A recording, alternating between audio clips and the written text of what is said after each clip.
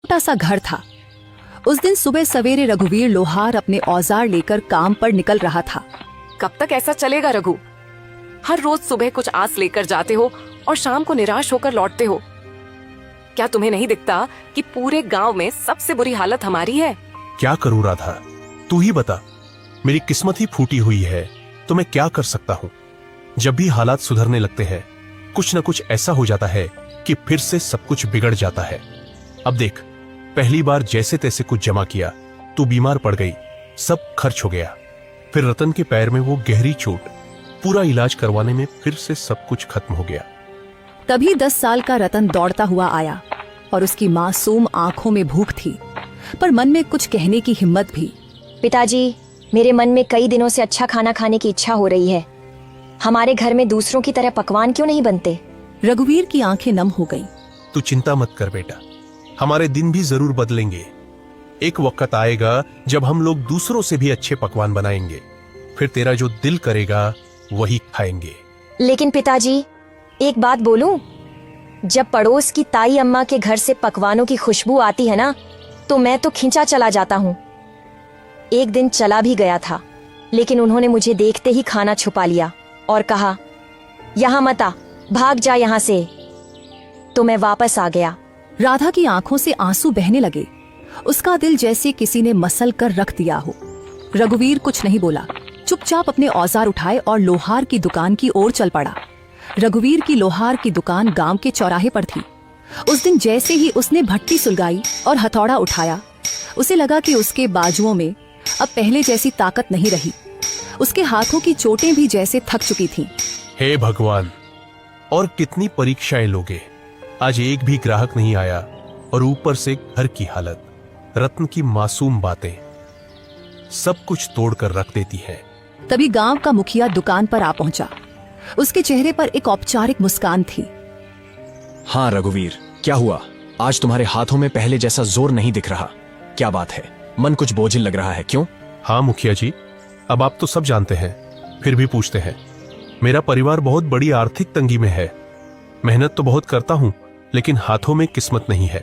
मुखिया चुप रहा, लेकिन तभी बगल से बाली आ गया, गांव का वो आदमी जिसे दूसरों के दुख में भी मजा आता था। मुखिया जी, मैं तो कहता हूँ कि इस रघुवीर को गांव से निकाल देना चाहिए। उसकी मनहूस छाया धीरे धीरे पूरे गांव में फैल रही है। कहते हैं कुछ लोग ऐसे होते हैं जिन पर काल की छाया होती है और जो पूरे गांव को बर्बाद कर सकते हैं। मुखिया पहले चौंका, फिर हंसने लगा। बाली भी हंसने लगा। अरे बाली, तू भी ना चल, छोड़ इसे, चल यहाँ से। दोनों रघुवीर की हालत पर हंसे और चले गए। रघुवीर वहीं बैठा रहा, आंखें आसमान की ओर उठाए।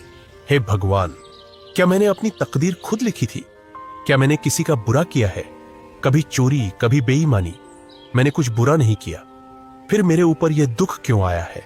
क्यों? मेरे सपनों के दिए बुझ गए, मेरी उम्मीदों के चिराग बुझ गए। धुंध में खो गया हूं, कहीं से रास्ता नजर नहीं आता। यह तन्हाई कब खत्म होगी? उसकी हथेली से हथौड़ा नीचे गिर गया। उसका हौसला उस दिन भट्टी से पहले ही बुझ गया था। मैं आज भी खाली हाथ जाऊंगा। राधा उम्मीद लगाए बैठी होगी।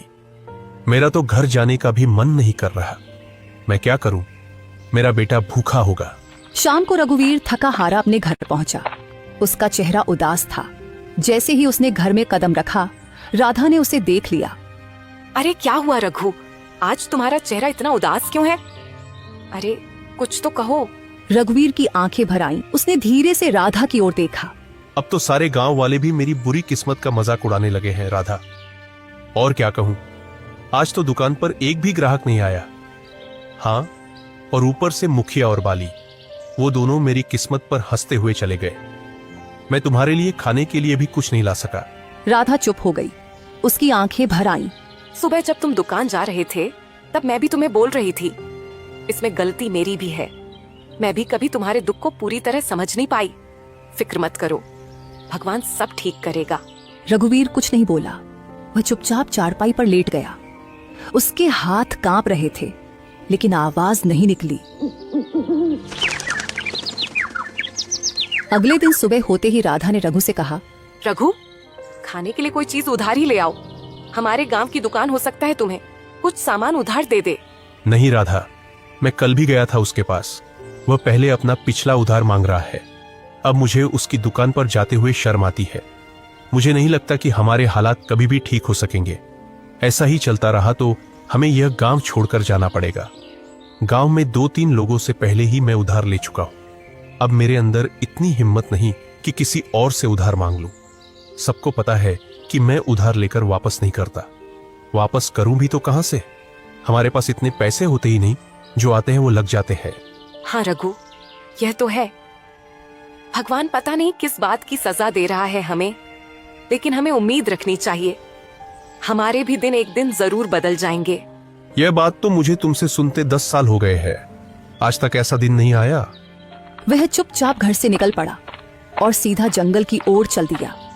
उसका दिल बहुत भारी था, आंखों में उदासी थी और कदम जैसे बेजान थे। दिमाग में बार बार एक ही ख्याल आ रहा था, क्या जिंदगी का यही अंत है? क्या मैं अपनी तकलीफों से हमेशा के लिए मुक्त हो जाऊं? रघुवीर आत्महत्या के विचारों में डूबा हुआ गांव की सीमा तक पहुंच चुका था। तभी सामने से मुखिया आता हुआ दिखाई दिया। अरे रघुवीर, आज दुकान नहीं खोली क्या? तुम तो सीधे जंगल की ओर निकल पड़े हो। क्या बात है? अब लोहार से लकड़हारा बनने का इरादा है क्या? रघु चुप रहा। वह पहले से ही उदास था। उसके पास मुखिया को जवाब देने के लिए कोई भी शब्द नहीं थे। चलो अच्छा है, लकड़हारे भी बुरे नहीं होते। कम से कम जंगल में कोई तुम्हारी किस्मत का मजाक तो नहीं उड़ाएगा ना। मुखिया हंसता रहा और चला गया।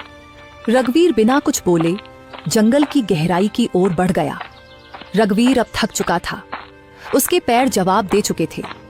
वह एक घने वृक्ष की छाया में बैठ गया और आसमान की ओर देखने लगा। मैं मर्द हूं ना, इसीलिए किसी के सामने रो नहीं सकता। अगर राधा और रतन मुझे रोते हुए देख लेते तो उनका मनोबल टूट जाता। इसीलिए मुझे जंगल आना पड़ा। भगवान, तू मेरी कितनी परीक्षा लेगा?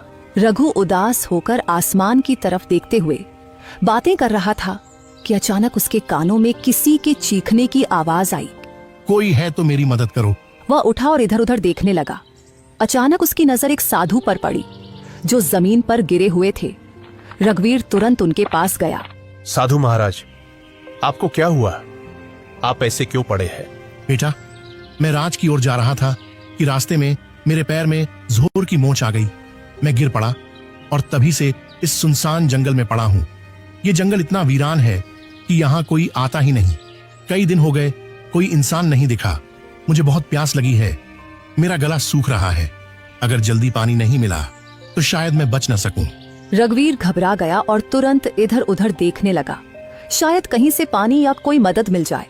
परंतु यहां तो दूर दूर तक कोई तालाब दिखाई नहीं दे रहा है। महाराज बताइए साधु महाराज, अगर आपको पता हो कि पानी कहाँ मिल सकता है तो मैं अभी ले आता हूँ। यहाँ से लगभग 2 मील दूर एक तालाब है। तुम मेरे लिए वहां से पानी ले आओ बेटा। इतना कहकर साधु ने अपना कमंडल रघुवीर के हवाले कर दिया। थका हुआ रघुवीर बिना देर किए उस दिशा में चल पड़ा जहां उसे अपनी आखिरी उम्मीद नजर आ रही थी। जंगल की खामोशी के बीच वह अपनी थकी हुई टांगों के बावजूद तालाब तक पहुंच गया। जब उसने कमंडल पानी में डाला, अचानक तालाब से धुआं उठने लगा। धुआं धीरे धीरे एक भयानक औरत की शक्ल लेने लगा। यह दृश्य देखकर रघुवीर के दिल में डर और हैरानी की लहर दौड़ गई। तेरी हिम्मत कैसे हुई उस तालाब का पानी लेने की? क्या तुझे नहीं पता कि उस तालाब से कोई जल नहीं ले सकता? देखो, मुझे सच में नहीं पता था कि ये तालाब तुम्हारा है। मुझे माफ करो, मैंने ऐसा कोई अपमान नहीं किया। मैं एक डायन हूँ। अगर तुझे ये जल चाहिए तो मेरी एक पहेली का उत्तर देना होगा। अगर उत्तर गलत दिया तो इसी तालाब में डुबोकर मैं तुझे मार दूंगी। लेकिन हाँ, एक और रास्ता है जिससे तू बच सकता है। तू बिना जल लिए यहाँ से चला जा। न पहेली न मौत। रघुवीर गहरी सोच में डूब गया। एक ओर साधु की प्यास और दूसरी ओर मृत्यु का भय। मैं यहाँ से जल लिए बिना बिल्कुल नहीं जाऊंगा। मैंने किसी से जल लाने का वचन दिया है और मैं अपना वचन नहीं तोड़ूंगा। तो मेरी ये पहेली सुन। एक घर ऐसा जो हर दिशा में खुला हो, जिसके अंदर उजाला हो, पर ना कोई खिड़की हो, ना कोई दरवाजा, ना कोई दीवार हो और ना ही कोई जमीन, फिर भी सब कुछ उसमें समाया हो। बता, कौन है वो? रघुवीर ने कुछ क्षणों के लिए अपनी आंखें मूंद ली। उसकी सांसें तेज और बेकाबू थीं, मानो दिल के भीतर एक तूफान चल रहा हो। लेकिन उसके चेहरे पर एक अनोखा सा सुकून था, एक गहराई से भरा शांत भाव, जैसे वो अपने भीतर की रोशनी से सच्चाई को खोजने की कोशिश कर रहा हो। अंदर से बेचैनी के बावजूद उसके माथे पर एक दृढ़ संकल्प की रेखा साफ नजर आ रही थी, जो ये बता रही थी कि वह हार मानने वाला नहीं है। वो है मनुष्य का मन, जो हर दिशा में खुला होता है, जिसमें उजाला भी होता है और अंधकार भी। न कोई दीवार, न कोई दरवाजा, फिर भी उसमें पूरा संसार समा जाता है। डायन कुछ पल चुप रही, जैसे रघुवीर के उत्तर पर हैरान हो गई हो। फिर अचानक वह जोर से हंसने लगी, एक ऐसी हंसी जिसमें हैरानी, गुस्सा और शायद थोड़ी सी खुशी भी छुपी हुई थी। तू पहला योगी है जिसने मेरी पहेली का सही उत्तर दिया है। जा, जितना जल चाहिए ले जा। आज तुझसे मिलकर मुझे प्रसन्नता हुई। रघुवीर ने अपने कमंडल को ठंडे और साफ जल से भर लिया।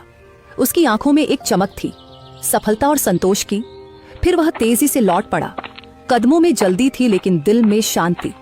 वह सीधे उसी स्थान पर पहुंचा जहां साधु महाराज निर्जीव से पड़े थे, जैसे उनके जीवन की आखिरी उम्मीद सिर्फ रघुवीर की वापसी से जुड़ी हो। लीजिए महाराज, मैं जल ले आया हूं। साधु ने जल पीते ही रघुवीर को गहराई से देखा। उनकी आंखों में हैरानी और आश्चर्य साफ झलक रहा था। बेटा, क्या सच में तुमने इसी तालाब से जल लिया है? हाँ महाराज, आपने कहा था और मैंने निभाया। मुझे लगा था कि तुम जल नहीं ला पाओगे, क्योंकि मैं जानता था कि उस तालाब में एक डायन का वास है। जब भी कोई मनुष्य जंगल में आता है, मैं हमेशा उसकी ऐसी ही परीक्षा लेता हूँ। अक्सर मैंने देखा है कि वह मनुष्य डायन के डर से भाग जाता है, लेकिन तुम पहले मनुष्य हो जिसने उस डायन की पहेली को हल किया और मेरे लिए जल लेकर आए हो। इतना कहकर साधु ने अपनी आंखें बंद की और कुछ मंत्र पढ़ने लगे। तभी वहां रंग बिरंगी किरणों के साथ एक सुंदर हिरण प्रकट हो गया। तूने मेरी मदद की है, इसीलिए मैं तुझे यह भेंट देना चाहता हूँ। साधु महाराज, इतना तो मुझे पता चल गया है कि आप कोई चमत्कारी साधु हैं, परंतु मैं इस हिरण का क्या करूंगा महाराज? इसे अपने घर ले जा और अपनी बेटी की तरह पाल इसे। और याद रख, यह हिरण तेरी किस्मत बदल देगा। मैं जानता हूं कि तू सबसे ज्यादा अपनी किस्मत की वजह से परेशान है, वरना तेरे अंदर कोई बुराई नहीं है। तू मेहनती लोहार है, तेरे मन में कोई लालच नहीं है और तू दूसरों की मदद करने वाला भी है। इतना कहकर साधु वहां से चले गए। रघुवीर ने उस हिरण को सावधानी से उठाया और अपने घर ले आया। हिरण की सुंदरता और चमक देखकर रघुवीर के दिल में नई उम्मीद जगी और उसने ठाना कि उसकी रक्षा करेगा और अपनी किस्मत बदलने की कोशिश करेगा। अरे, ये हिरण आपको कहाँ से मिला? रघुवीर ने सारी कहानी राधा को सुनाई। हमारे घर तो वैसे ही खाने के लाले पड़े हैं। साधु महाराज को अगर देना ही होता तो धन देते। इस हिरण को क्यों पकड़वाया? हाँ, अब साधु महाराज ने कुछ सोच समझ कर ही दिया होगा। उन्हें भी तो हमारी इस हालत के बारे में अच्छी तरह पता था। तभी वहां रतन आ गया। पिताजी, यह हिरण वाकई बहुत अच्छा है। मेरे साथ तो अब गांव का कोई भी बच्चा नहीं खेलता, क्योंकि हम गरीब हैं ना। लेकिन अब मैं इस हिरण के साथ खेलूंगा। इतना कहकर रतन हिरण को लेकर घर से बाहर चला गया और खेलने लगा। हिरण इतना सुंदर था कि जिस किसी की भी नजर उस पर पड़ती, उसका मन मोह जाता। अगले दिन जब रघुवीर अपने दुकान पर जाने की तैयारी कर रहा था, तभी गांव का जमींदार उसके घर आ पहुंचा। आप तो जमींदार हैं, मेरे घर पर क्या करने आए हैं? इससे पहले तो आप कभी नहीं आए। भला मुझ जैसे गरीब के घर में आपका क्या काम है? हाँ, बात तो तू सही कह रहा है रघुवीर, लेकिन बात यह है कि आज मैंने तेरे बेटे यानी रतन को एक हिरण के साथ खेलते देखा है। वह हिरण वाह वाह वाह बहुत ही सुंदर था। और तू जानता है कि मुझे जानवरों को पिंजरे में रखने का कितना शौक है, तो मैं वह हिरण खरीदना चाहता हूँ। राधा यहाँ सुनकर चौकस हो गई। वह कुछ कहने ही वाली थी कि माफ कीजिए, मैं वह हिरण आपको नहीं बेच सकता। अरे भाई, मैं तुम्हें इसकी अच्छी कीमत दूंगा। आप मुझे चाहे उसकी कितनी भी कीमत दे, माफ कीजिएगा, मैं उस हिरण को नहीं बेचूंगा। जमींदार क्रोधित होकर वहां से चला गया। आपने ये क्या किया? जमींदार हमें इसकी अच्छी कीमत दे सकता था, हमारी हालत कुछ बेहतर हो सकती थी। मैं यह हिरण नहीं बेचूंगा राधा, क्योंकि यह हिरण मुझे साधु महाराज ने भेंट किया है और भेंट की हुई वस्तुओं को कभी बेचा नहीं जाता। कुछ दिन ऐसे ही बीत गए। रघुवीर और उसका परिवार हिरण से इतना जुड़ गया था कि उसे छोड़ने का ख्याल भी नहीं आता था। फिर कुछ दिनों बाद एक व्यापारी वहां आ पहुंचा। अरे भाई, मुझे तुम्हारा यह हिरण बहुत पसंद आया है। मैं तुम्हें इसकी मांगी हुई कीमत दूंगा। यह हिरण मुझे बेच दो। तुम चाहे मुझे कितना भी धन क्यों न दो, मैं इसे नहीं बेचूंगा। अरे, तुम गरीब के गरीब ही रहोगे। तुम सामान्य लोहार हो, समझते ही नहीं कुछ। व्यापारी वहां से चला गया। राधा रघुवीर पर गुस्सा हो गई। जब से ये हिरण आया है तब से हमारा खर्चा और बढ़ गया है। पहले जमींदार को लौटा दिया और अब व्यापारी को भी मना कर दिया। क्यों नहीं बेचा इसे? राधा, न जाने क्यों मुझे इस हिरण से अब एक खास लगाव हो गया है। और वैसे भी साधु महाराज ने कहा था कि इसे अपनी बेटी की तरह पालना। अब ये मेरी बेटी जैसा है, और भला कोई अपनी बेटी या को मांगी हुई कीमत पर बेचता है क्या? खुद सोचो ना।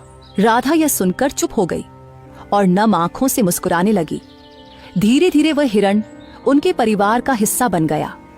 वहीं किशोनगर के राजमहल में उदासी छाई हुई थी। राजा विक्रम अपनी 20 वर्षीय पुत्री चंद्रलीका को देख रहे थे, जो बेहोशी की स्थिति में थी। उनके बगल में राजगुरु थे। राजगुरु, क्या मेरी पुत्री ठीक हो पाएगी? मैंने राज्य के बड़े बड़े वैद्यों को दिखाया, लेकिन कोई फायदा नहीं हुआ। महाराज, आपकी पुत्री को एक विचित्र बीमारी है। इसका इलाज शंभू है, लेकिन वह अत्यंत दुर्लभ है। तो फिर जल्दी से बताइए ना गुरुजी, इलाज क्या है? ध्यान से सुनिए। एक मायावी हिरण का आंसू और एक गरीब मनुष्य का आंसू, जब ये दोनों एक साथ मिलेंगे तो वे एक दिव्य पुष्प में बदल जाएंगे। उस पुष्प को राजकुमारी के शरीर पर स्पर्श कराना होगा, तभी वे स्वस्थ हो पाएंगी। तो फिर बताइए, वह मायावी हिरण कहाँ मिलेगा? मैं उसे किसी भी कीमत पर ढूंढ लाऊंगा। और गरीब की बात तो कीजिए ही मत। हमारे राज्य में गरीबों की कोई कमी नहीं है। आपने पूरी बात सुनी नहीं महाराज। अगर किसी गरीब को जबरदस्ती रुलाया गया तो वह आंसू व्यर्थ होगा। दोनों को अपने आप दिल से रोना होगा, तभी वह पुष्प प्रकट होगा।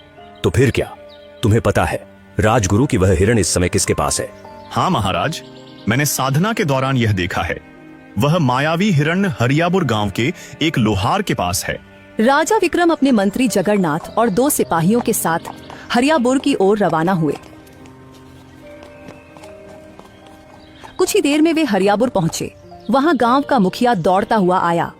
हमारे तो भाग्य ही खुल गए। राजा विक्रम पधारे हैं। मुझे तुम्हारी बातें सुनने में कोई दिलचस्पी नहीं है। बस इतना बताओ, क्या इस गांव में कोई लोहार रहता है जिसके पास एक हिरण है? हाँ महाराज, रघुवीर लोहार है। पूरे गांव को पता है कि उसके पास एक हिरण है, और वह हिरण किसी को देता भी नहीं है, क्योंकि वह अत्यंत सुंदर है। मुखिया राजा विक्रम को लेकर रघुवीर के घर की ओर चल पड़ा। मंत्री, 2 सिपाही और स्वयं राजा को देखकर रघुवीर चौंक गया। क्यों?